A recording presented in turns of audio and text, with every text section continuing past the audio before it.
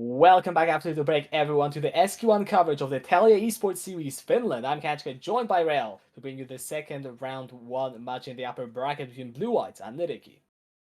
It seems like we're just destined to cast Nyyrikki. Every time we're here, we're always Yeah, in Nyyrikki's games. So, I mean, I've got no complaints because always those games mhm. are the most entertaining, most aggressive, and they're against an aggressive team in blue whites. Yeah, for sure. And I mean, I guess we can just jump straight into what our expectation for this matchup to be going through. And top lane definitely is, an interesting one, especially with Petoska. I mean, man looks a bit like, a side lane or a solo lane king. Which is funny to say because last time these two met up, Bad Pie got fed on the Jax Mhm. and he couldn't push that lead against Petoska. Petoska was just sat there like, okay, I'm having zero interaction with you. I'm playing Kale. I'm still going to be useful. What can you do to punish me? And the answer was nothing in the end because it just got to a point where Petoska got very big, got some pretty massive Kale ultimates in team fights, and just started shutting them down. Yeah, and I mean, Podolska just tends to do that in terms of the statistics. If you look at the goal participation, it is sixth highest from the top laners, so not that great. But then he has the highest goal per minute. And you just think about, what that signifies. It signifies that he's able to find those leads on his own, and the last matchup against Bad Boy sort of did show exactly that. Oh, well, not the last, I think it was the first match. Yeah. But nonetheless, the meta's shifted a little bit now. A few more champions have sort of rose up. We see the Mundo more often now, both in jungle and top lane. We have Aurelia, who's really, really strong right now, and there's a fair few Aurelia players in this game. I can't fall, so I mean, I see it pick or ban here for 100%. Yeah, I do believe so. And did we say that it is Nyyrikki on the blue side? I believe it is. So they Yeah, will be it the ones is. who have the first pick available in this game. And yeah, we'll see if Aurelia is going to go through, maybe if other power picks will be coming through. But mid lane is another role, which is interesting to look at because both these players have got very aggressive champion pools. Yeah, they both like to look for them solo kills. They're both always constantly looking aggressive. They both like the Akali. They both don't have any issue with playing stuff like the Yasuo or the Yone as well. They just want the constant aggression of these picks. And most of the time, like we said, it's solo kills. It's not even 2v2s.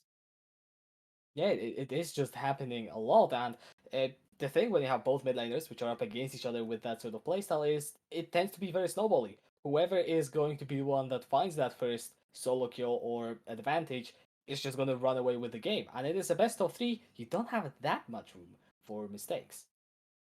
And there was a point we talked about before cast as well was the jungle role was looking at 'cause we weren't Yeah. too sure about this at first, but then we looked into it deeper and found Lastus has the highest KD of any jungler in this league. Hmm. Whereas Flipper's KDA is quite high, but only has one game, so it's not really Yeah. much to go off just yet. You can't bank on one game to be like, okay, this guy's completely cracked. Very true. I mean, technically, Flipper's KDA is higher, but as you said, Last's KDA is across 13 games, whereas Flipper only one game, which also sort of makes me think, what the synergy is going to be like. But, of course, as you guys have noticed, we are in the draft. A lot of focus towards the support bans from Nyyrikki with that Lulu and Thresh. I'm a sad man. I wanted to see Aurelia, it's already banned. Maybe game Unlucky. two, maybe, Maybe. but also, we didn't expect Nyyrikki to be the ones banning the fresh here. We expected the ones to show a little bit of priority towards it, with Abegnale being undefeated on this champion. Yeah, Abagnale being 4-0 so far on that Thresh. But also, just to round off the bans, we have Gwen being taken away by Nyyrikki and Viego from Blue White. So Gwen and Viego both are not going to be on the table for the game one, as Zin is going to be the first pick for Nyyrikki. So we still have the Lights and the Nocturne open. We have the Graves still open as well. So we have plenty of good options to add some back into this. I kind of understand the fresh ban now that they wanted to prioritize the Zin. You don't want the enemy team to pick Aphelios fresh, which they're already going to pick Aphelios, just no fresh to give it the safety. There is no Thresh, but there is the Karma, and Karma also is a flex pick, so you could go for that Aphelios Karma bot lane, but you could very well put it top lane or mid lane. I believe Pomo did play some Karma in this split so far, and Yeah, actually Badpie did as well.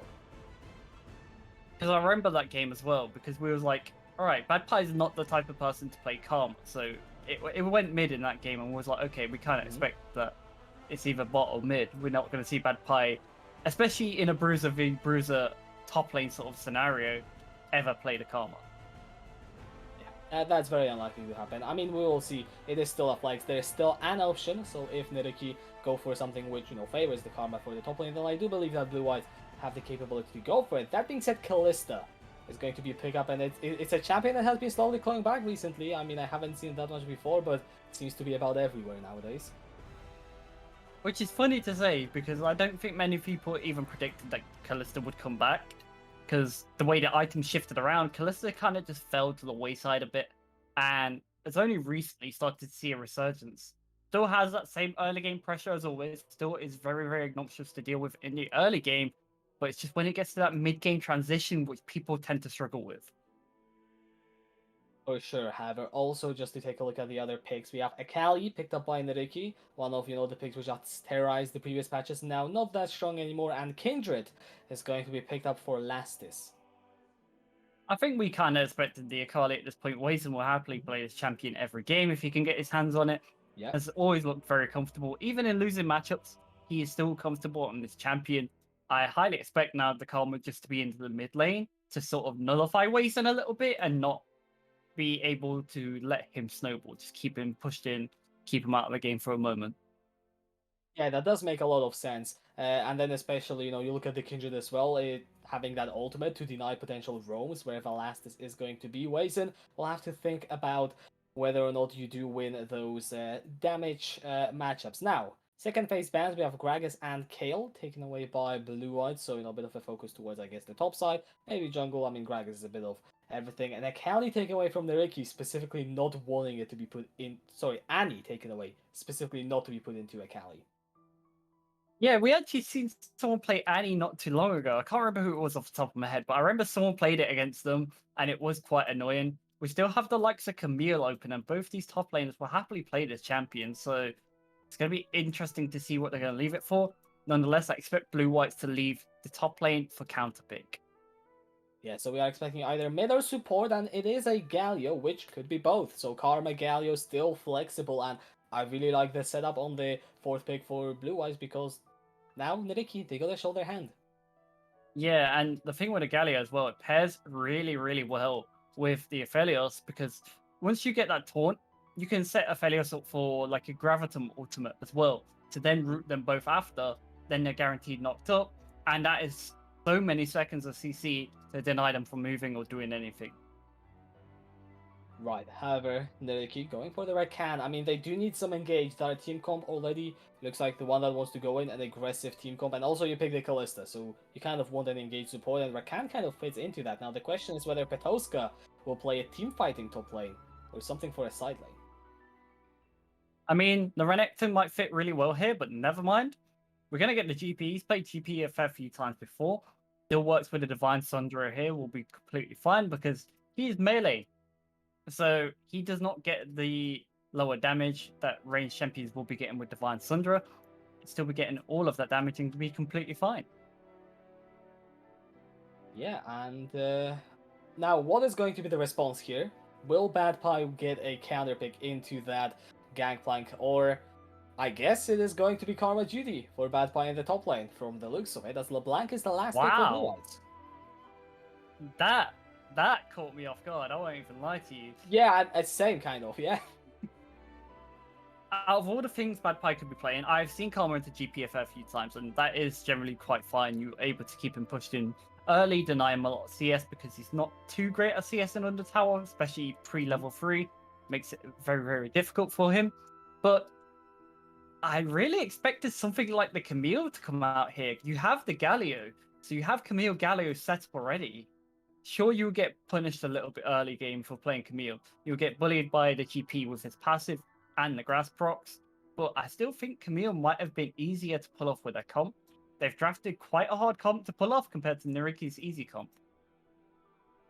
Yeah, it very much feels that way because I look at Nyyrikki, and once you hit a certain point in the game, everyone is sitting on 2 or 3 items, then just group up and fight. You throw the Rakan in, he gets the engaged, and the Kali and Zin follow up, and it's all looking beautifully nice. But Blue Whites, they've got a mix of like assassin, 2 marksmen, and disengaged supports. It's a bit of everything. Yeah, like my question is when I look at Blue Whites, I'm like, where's the consistent engage? A lot of it's just running straight at the enemy, and you look at Nyyrikki on the other side, it's like, okay, Cannon Broil's dropped. That's a slow for Zin to go in. That's a slow for Rakan to force an engage. There's so Mhm. many options here. Even Callista can force Rakan to engage. I just Yeah. heavily favor this side with the draft alone, just because how easy it is to pull off in terms of engaging. Right, so now I'm gonna try and maybe throw it the other way. What are some ways in which Blue-Whites can try and win this game? Because they drafted the LeBlanc for Pomo. That in itself is a high resource, high risk, high reward champion. If you get it ahead, it works beautifully well. But so is that something that they can play around? How does it feel here? The last time we've seen these two, well, we've seen Blue Whites play, Tomo roamed with Lastis 24/7. These two moved around as a gank squad, and I believe he has played LeBlanc before.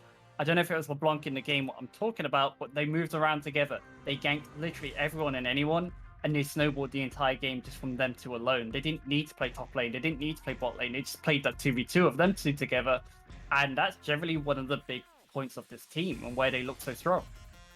Yeah, and I feel like it's genuinely something they can do. I mean, Kindred LeBlanc, it feels like once you get over that initial hurdle, the first few levels not feeling entirely great, it's working out just fine. And if you can maybe gank Petoska, maybe kill Astor Bagnalo, or even Wazen before that level 6, then you can get it started. But I definitely still agree with what you said, that Nyyrikki have a much simpler type of team comp, and Blue Whites are gonna be the ones that need to be proactive in this game run. Yeah. And it's as simple as soon as that slow from Kindred hits, that's going to line up the chain. And that's why this 2v2 is generally really strong. Despite Zin having more early game agency, I just think that combination of being able to set each other up really well is going to work for them. Yeah. My eyes are also going to be at level 6, because that is when the ultimates are going to be hit. Especially, someone like Defran, I believe that he has the highest kill participation out of all supports in the league, which I know we looked at that earlier and you said, that looks interesting. He doesn't really tend to roam around a lot. So who knows, maybe this game is going to be a slight bit of a difference. The funniest part about last time Wazen played Akali, I got asked the question of, when do you think there's going to be some action in levels in mid lane? I literally just said straight away, I was like, level 6. There's no other point, just level 6. And what happened straight away at that point, Wazen got a solo kill and Wazen snowballed out of control. So I want to see if they can nullify this man. I want to see if they can push him to recall earlier and force him to waste his TP into lane. Try deny him any pressure in that lane. Yeah, and that is going to be sort of the game plan for the Blue Whites. And I guess one last thing before we do get into the Rift, trying to just set up the expectation. Are we looking at a sort of linear scaling for Nyyrikki? Is it the case that if they manage to sail towards 2-3 items without dropping any major objective to Blue Whites, is the game theirs? Or is it not? Not necessarily, but I do like the backup that Nyyrikki did with their comp. With having a Callista, you see that early game pressure with a Zin's out as well, early game pressure. Whereas you got Akali, which doesn't have so much agency, she spikes quite hard in the mid game. You got GP, no early game pressure other than his grass procs. So you have that scaling advantage of just waiting on the GP to come online if the Callista lane fails. Yeah, but we are finally on the Rift. First game of the second upper bracket semi-final, I believe is it called, or round 1, and level 1. Some minor shenanigans, just wards being dropped down, recalls, and sweepers picked up by the junglers. Yep, kind of a standard one. Both getting sweepers, trying to see if any jungler wants to move in for early vision. Nothing of yet. Both teams are just standard 5-point. Cheeky little bit damage on Petoska as well, so nothing really happening across the board. Minions have spawned. Yeah, looking also at the items, it all feels very standard. Runes, I don't see that much of a, surprise. I guess something worth pointing out is Wazen does have the fleet footwork, which will allow them to sustain through the laning phase and hopefully, as I said, hit that level 6 and not get forced to base too early on. Yeah, I hope they got resolved secondary as well. Having either second wind or bone plating is going to help them sustain through a lot of traits. Which cheeky little bit of damage out early, but it's gone even. Yeah, I mean, Pomo traded heavily into the wave, so took quite a bit of minion damage here, and Wazen level 1, so far so good. Now both junglers starting on opposite sides of the map, taking the blue, which means that Petoska in lane is going to take quite a lot of punish, but they are playing into Bad Pie's Karma, so there is that range disadvantage. Yeah, I'd be a bit upset if Zim was starting where a Kalista lane is. If he was, then that would nullify a lot of the early game pressure, just saying, okay, you don't get to start in lane, you don't get that level 2 push. Yeah. And ganking a GP anywhere pre 15 minutes is kind of just useless. Yeah, and furthermore, by pathing towards the Kalista, Flipper opens up for a potential gank. Aphelios doesn't have that much inherent mobility, and whereas Galio can provide safety, you still are probably looking to burn at least one summoner. Yeah, and that's standard early game of pressure coming through from that Karma. Having that advantage of the level, or not level 6, having advantage of ultimate at level 1, being able to pressure GP down. Nothing really out of the ordinary there. Yeah, and we see Pomo getting the priority into Wazen in this mid lane. Wazen now forced underneath the turret, but also that is a Doran shield start on that Akali, so there is sustain for days, it feels like, but that's Dorana Bagnale. Crushing in the turret, Flipper going into the Tribush at level 3, surely they're not looking for the dive right now, but the taunt lands on that Bagnale, 2 turret shots, and the first one is picked up by Desert already. Flipper has to try and flash away, but the Ignite is down. Defrin going forward, and Flipper is down. Double kill! Picked up by Desrim. It's not over yet though, because Aster now needs to get the hell out of there. And will burn the flash. Pomo landing the ethereal chains. The root is here. Is the damage going to come through? Pomo picks up the kill. Bluewhites 3 kills in 3 minutes. They just flipped the game. I don't think that was ever going to work. You're looking to dive into a Galio, which that Galio already perfectly denied Abagnale. Denied the attempts of even him looking to engage first, taunting him up, making him take that tower shot early. This meant that trade was always going to go the way of Bluewhites, and that TP as well was just a cherry on top. Having a LeBlanc pick and put an early kill, especially into the Kali lane, is ideal. Yeah, it is ideal as well. Desrim picking up 2 kills, and this just feels so wrong. That taunt from Defrin kills the play instantly. Yeah, like soon as that taunt is gone, you just back off. That play is just not going to work. And mainly just a big well played to Defrin for reading the play already before it happened. Yeah, oh, okay, I guess we are back in the bot lane. Azither picks up the kill onto Devon, teleporting channel out from Wazen, but Lastis picks up the kill onto Flipper, and is now already under the turret. Azither trying to go forward, and here comes Wazen with the shuriken on their turret, but Deswim picks off Azither, and now Abagnale is in trouble. That's another double kill for that Aphelios, and Nyyrikki finds some kills back, but they give up even more in the process. That's because that's a 4-0 Aphelios at 5 minutes. It's absolutely insane. That's not ideal. You're playing a Kalista lane. You want to be bullying this man. This man hyperscales better than you. Way better than you. So Aphelios having already 4 kills, 2.5k gold in the bank before he even goes to base. This man is going to be huge. This is a 2,000 gold in that 5 minutes. And Milky mentioned in the game 2 of the last series that Bluewhites might be the favorites to win this whole split. I mean, with a game 1 like that, so far they're proving him right. Yeah, I mean, so far, this is absolutely terrifying looking at them items of Aphelios, seeing that nuke river, seeing that pickaxe, just means you can't go for bot lane plays, even in a 3v2 scenario. If Galio gets one good taunt off, that's it. And this is not a start that I was expecting, but it is proving what we said in the Champion Select. It is that Bluewhites need to be the proactive ones. I just don't think we quite expected this. I don't think anyone expected this, if I'm being honest. Yeah. I thought after that bot lane play, okay, they need to do something to recover this bot lane. That they did. They brought down people into the bot lane, picked up some kills, but it just ended up going the opposite way. Yeah, now Abagnale is looking once again for a way in. Flipper is going to take the blast on Lastis, potentially overextended, gonna get slowed down, and that is a lot of damage. Cannon barrage coming down, but Desrim is unstoppable. It's a 1-for-1. AD carries picking up the kills. Desrim going very much forward, and Wazen is on their way in. Flash forward, double knockup from Abagnale, shutdown going into Wazen, and Azither gets the double this game. It's all over the place, and this play is Nyyrikki's to take. And you gotta remember, they have a second jungler by having a GP. You cannot disrespect that cannon barrage. You've seen how much damage he was putting down for free on both bot laners of Desrim and Deferum. And they kind of just disrespected it and just sat in that cannon barrage and just waited till Wazen arrived.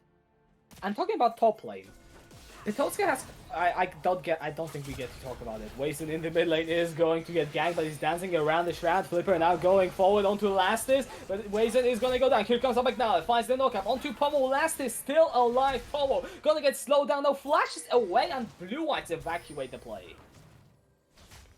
So low on HP, both of them narrowly escaping, and I know exactly what you was going to say. We expect Karma to be bullying that top lane. Yeah. 51 CS to 32? I don't think this is the turnout we expected for top lane. Yeah, it absolutely isn't. Oh. Yeah, I mean, Batfight did teleport. I'm trying to think, was it back to lane or was there a play going on? To be honest, so much happened in the bot lane that I'm not even entirely sure about that at this point. We could have had Batfight in the bot lane at some point, so I guess that makes sense a bit more. But yeah, Desru is going to get engaged upon yet again. Ignite is down, I think that's it. That's going to be the kill. Abagnale takes it. You can't disrespect the Kalista. Sure, you may be ahead. Sure, you may have been bullying them, but you've just died twice in a row practically. And Kalista's firmly back in this game. For how long? Yeah, that's the big question, because Defren is going to take the taunt. Last is level 6 as well, so surely there is no kill coming back. And shutdown going over to the Kindred, also not ideal for Nyyrikki. And this game is just fiesta. Yeah, there's something we never mentioned as well. The slow from Kindred really does destroy Kalista and her jumping. And it just sets up the Galio for free there.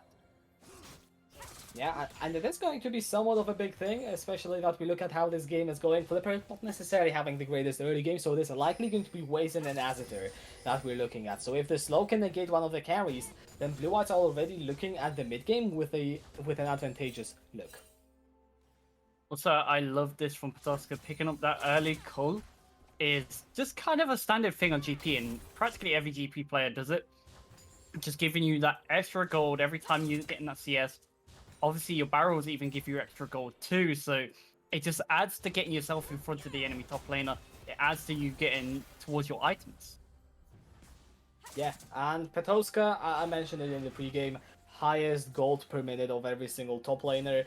So man knows how to farm gold. That is for sure. As mid lane, I did wanted to point out that Pomo just got a big trade onto Wazen, so that LeBlanc is starting to deal some serious damage in the matchup. Yeah, nearly towards their first item as well. Has that Lost Chapter, has a blasting one. It's looking very strong right now.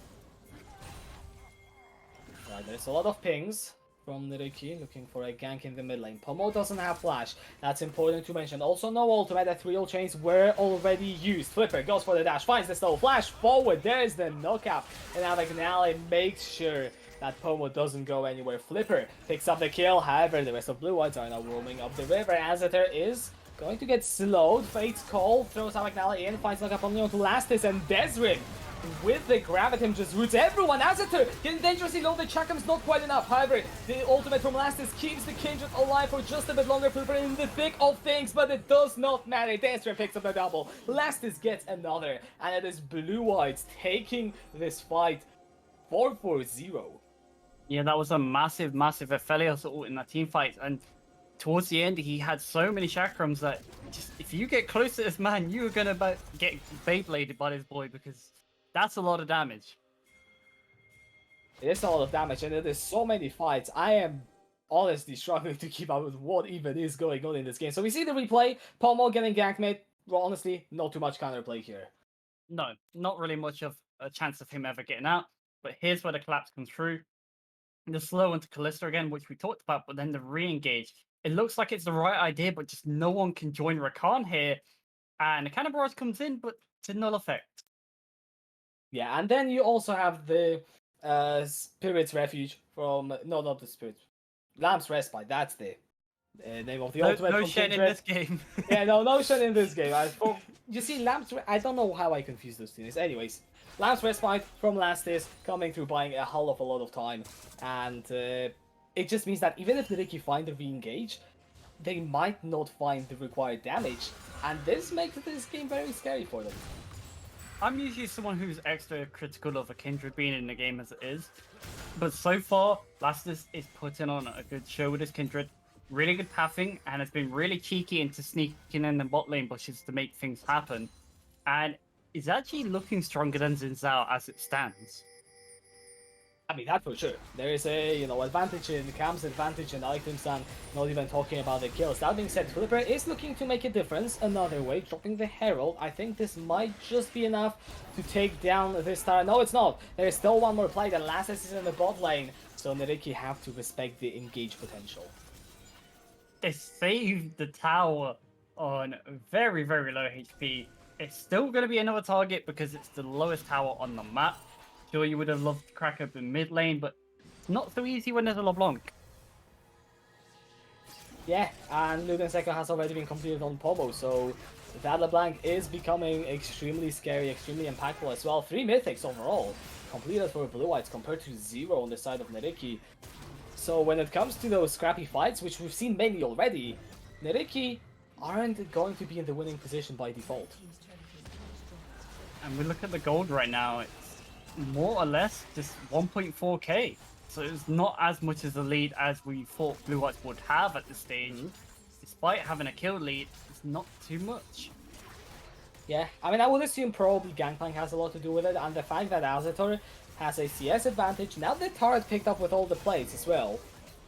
So the AD carry, despite Desmond having all those kills, I would assume gold-wise is probably even.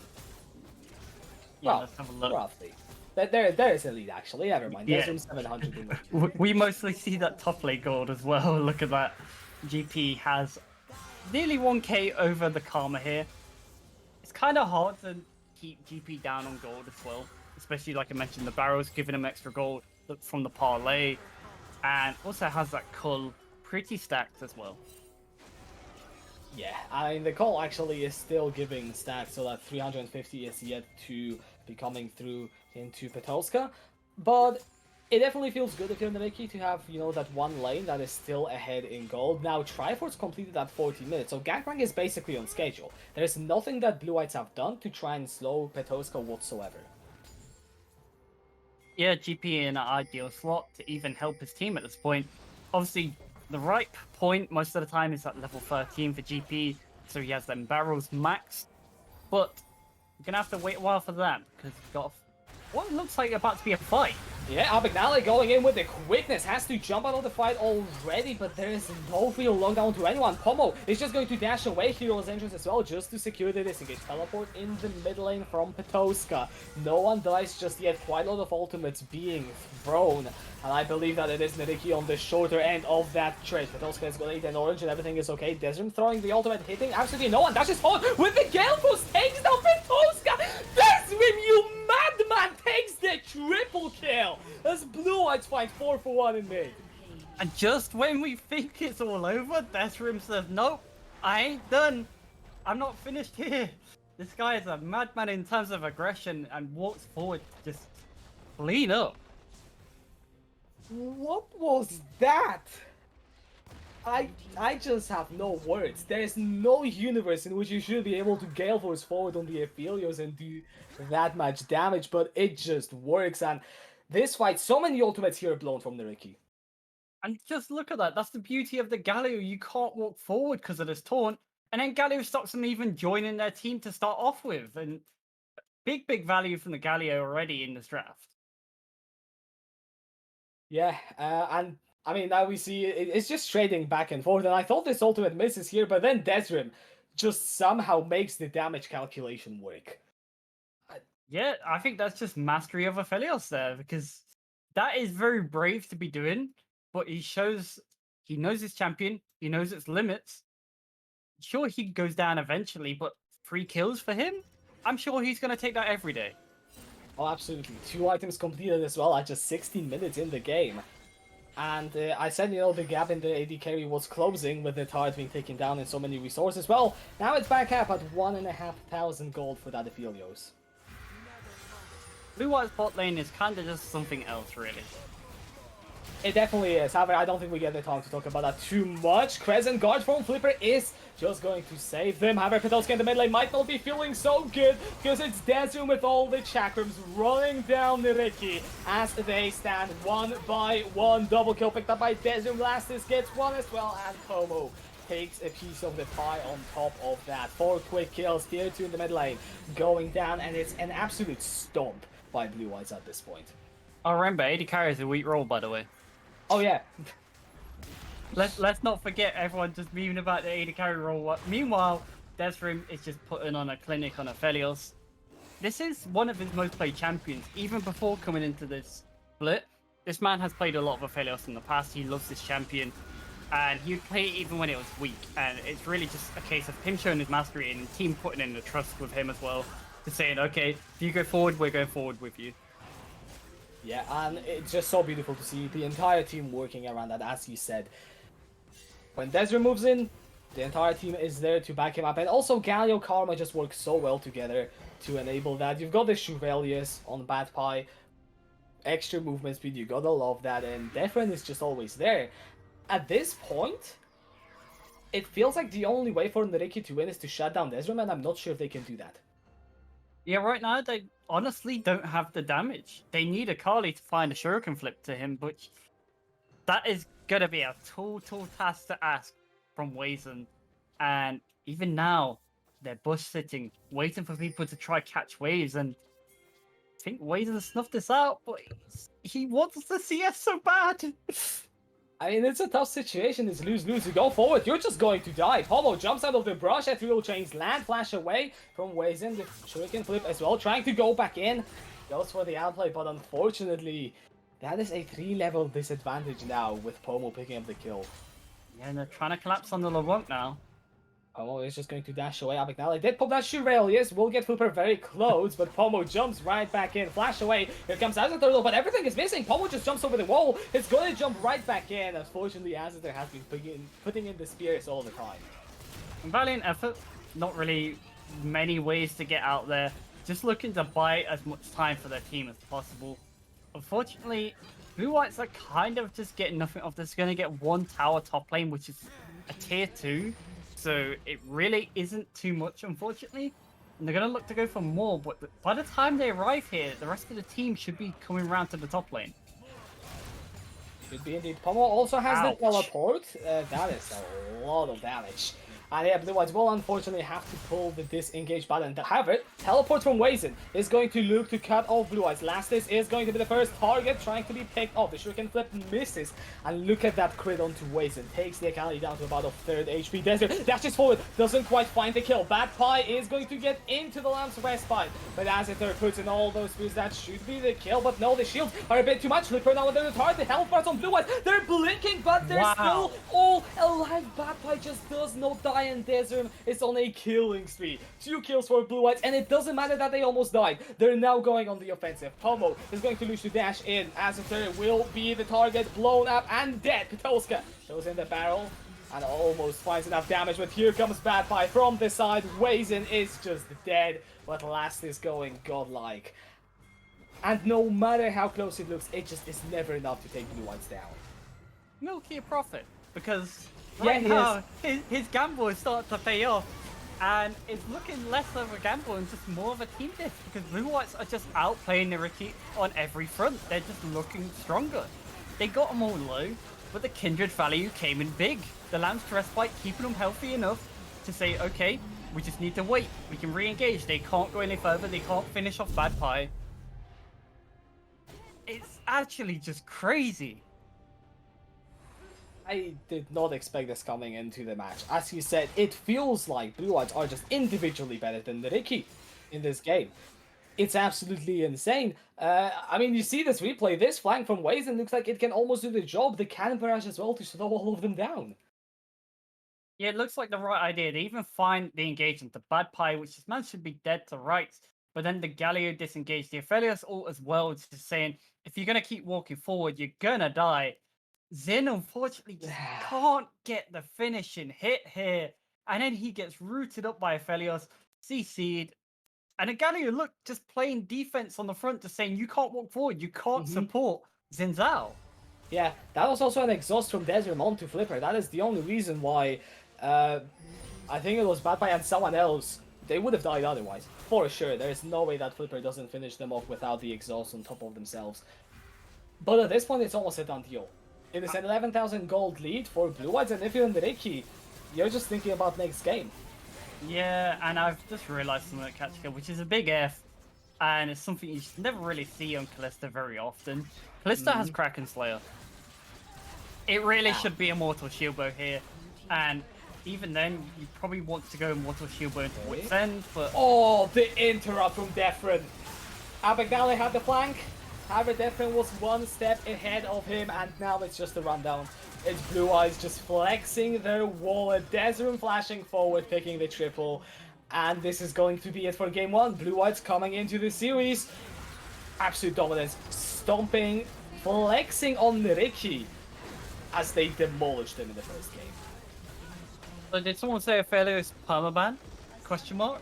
Because It's going to be. It's that, going to be. that looked disgusting. That was such a good performance from their bot lane in the 2v2.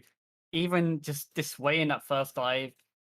I don't think it was a dive angle anyway. I don't think that was ever going to work, but still, just the ability to read that before it even happened for Defrin, just disabling the Rakan, cancelling that play, which is mostly what led to them start to snowball. And then already from that alone, Lastis recognized that they want to pressure bot lane. They want to keep them down. Lastis just went and sat bot lane and said, okay, sorry, bad player, I'm going to have to leave you on an island. Yeah.